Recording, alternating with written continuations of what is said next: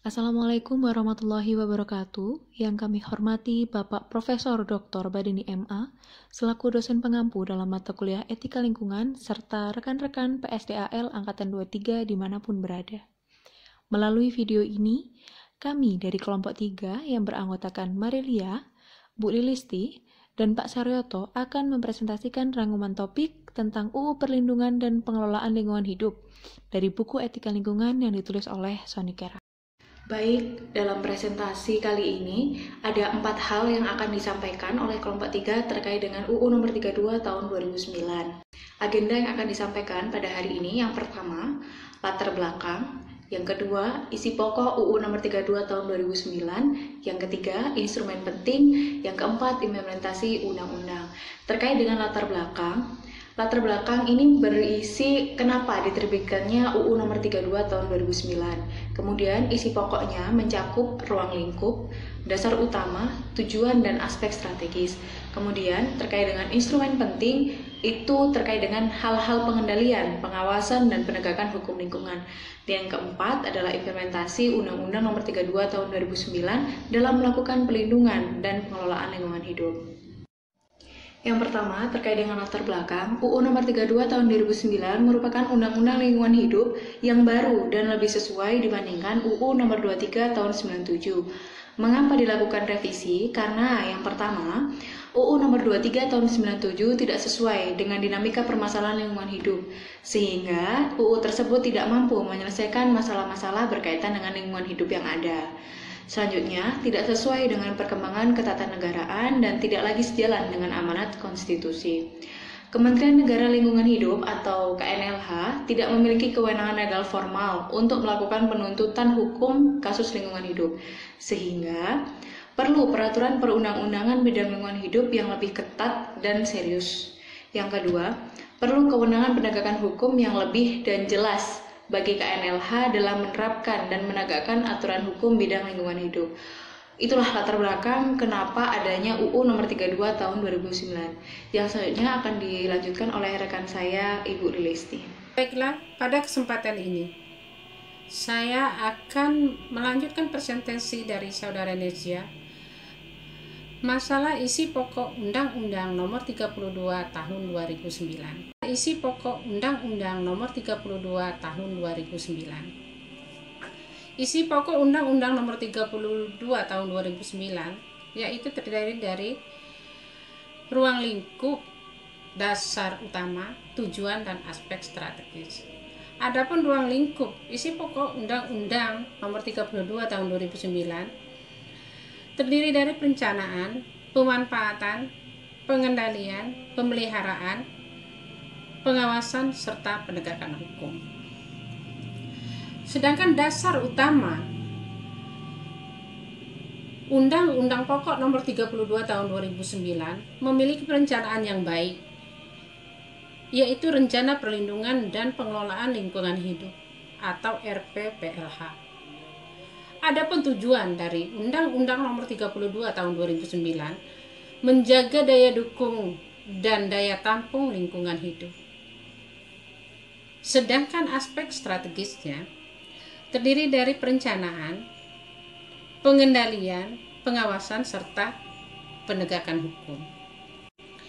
Dalam isi pokok Undang-Undang nomor 32 tahun 2009 terdapat beberapa instrumen penting, di antaranya pengendalian dampak lingkungan hidup, pengawasan penegakan hukum lingkungan. Pengendalian dampak lingkungan hidup dilakukan berdasarkan perencanaan perlindungan dan pengelolaan lingkungan hidup yang mencakup inventarisasi lingkungan hidup, penetapan wilayah ekoregion, dan RPPLH. 3 aspek penting pengendalian dampak lingkungan hidup yaitu pencegahan, penanggulangan, dan pemulihan. Undang-Undang nomor 32 tahun 2009 memiliki banyak instrumen pencegahan. Ada 12 instrumen dalam upaya pencegahan. Sedangkan yang kedua, pengawasan dan penegakan lingkungan hidup. Pengawasan dan penegakan hukum menentukan keberhasilan perlindungan dan pengelolaan lingkungan hidup.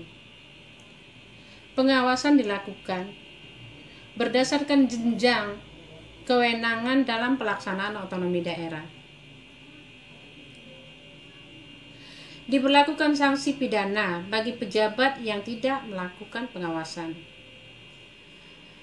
Penegakan hukum lingkungan diberlakukan sanksi administrasi, perdata, dan pidana.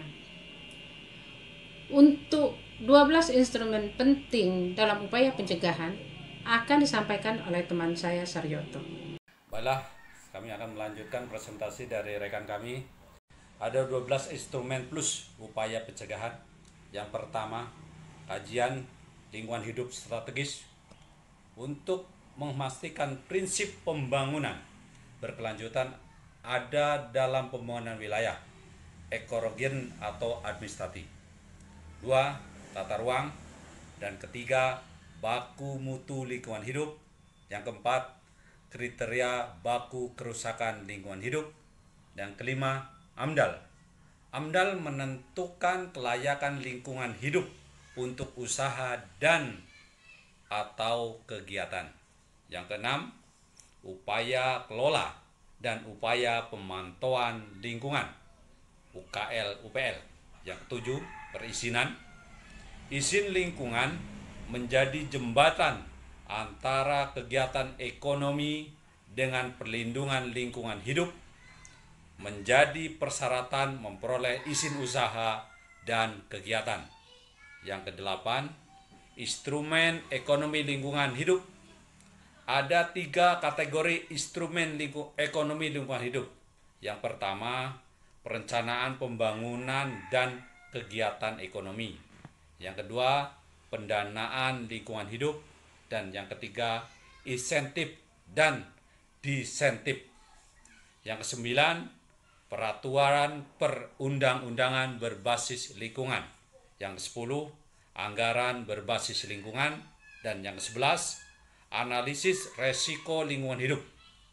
Diwajibkan bagi perusahaan yang berpotensi menimbulkan dampak penting terhadap lingkungan hidup, ancaman terhadap ekosistem dan kehidupan, dan atau kesehatan dan keselamatan manusia.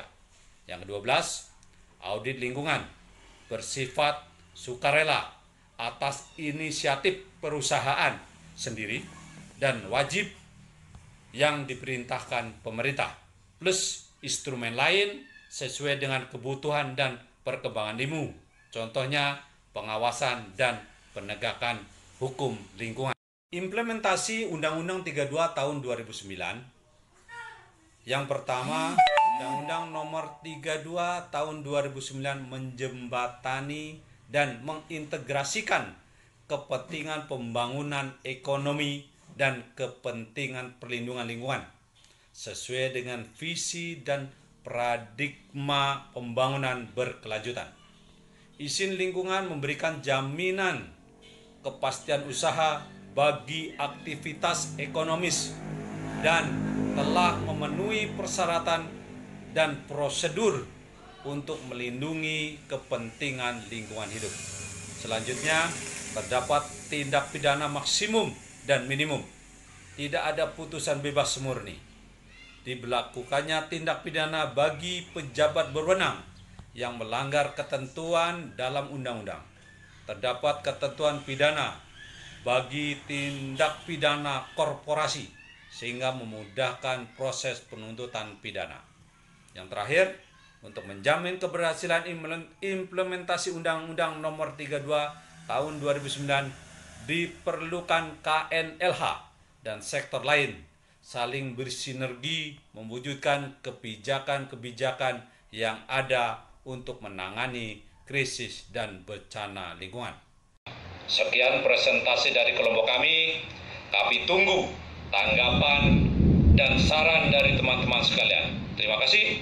Wassalamualaikum warahmatullahi wabarakatuh.